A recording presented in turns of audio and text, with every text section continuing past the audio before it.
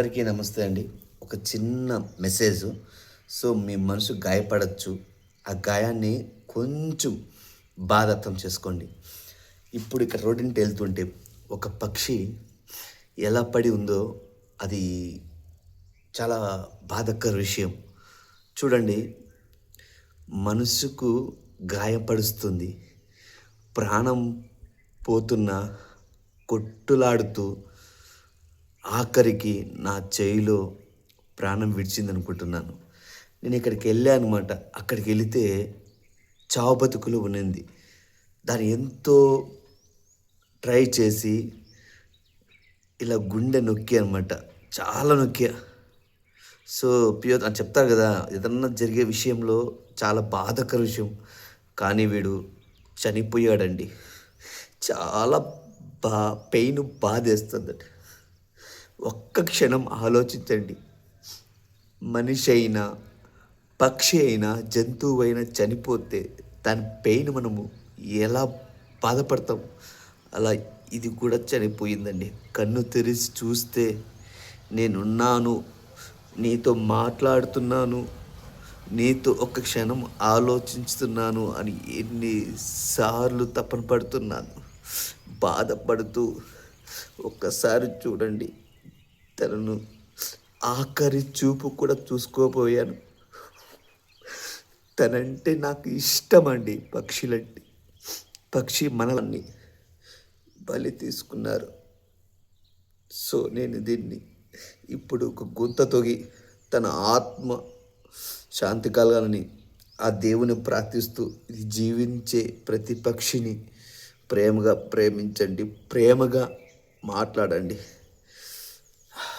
నా గుండెకు అత్తుకొని నా మనసుకు ఉల్లాస్ నా దినాల్లో చనిపోయిందండి ఈ పక్షి. నాకు చూడండి ఫ్రెండ్స్, ఒక పక్షికి మనము గుంత కొడుతున్నమాట. పక్షి అయినా జంతువు అయినా తనను గుంతలో పెడుతున్నమాట. తన ఆత్మ శాంతి కలగాలని ఆ దేవుని ప్రార్థిస్తూ, చల్లగా అది నిండు నూరేళ్ళు చల్లగా జీవించాలి ఆ దేవుని ప్రార్థిస్తూ. సో మనంత సహాయం కోసం కొంచెం మట్టి,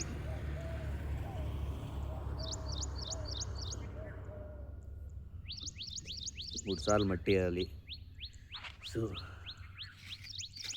ఇప్పుడు గుంతని పూడ్చాలన్నమాట.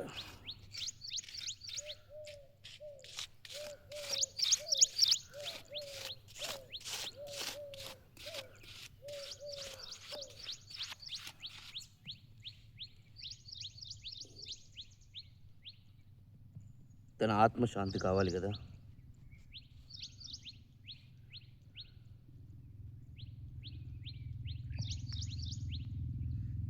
మట్టి కావాలా.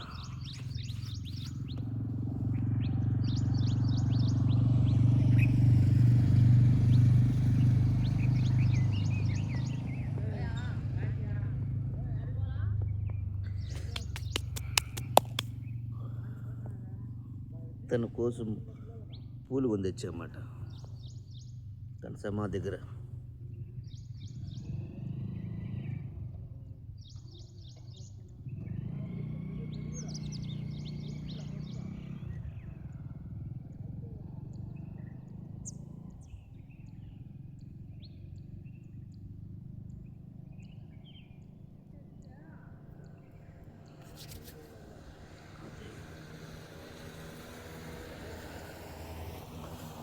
పక్షి సమాధి.